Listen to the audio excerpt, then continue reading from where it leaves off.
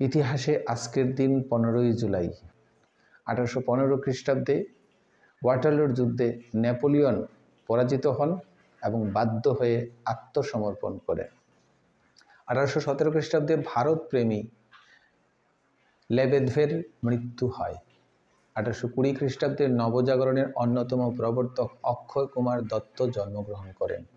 1825 খ্রিস্টাব্দে British major general ও দিল্লির resident David অস্ট্রালোনি প্রয়াত হন।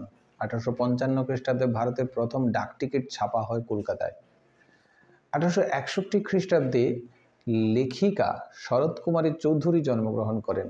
1903 খ্রিস্টাব্দে স্বাধীনতা সংগ্রামী কুমার স্বামী কামরাজ জন্মগ্রহণ করেন। 1930 খ্রিস্টাব্দে জাক দেরিদা জন্মগ্রহণ করেন।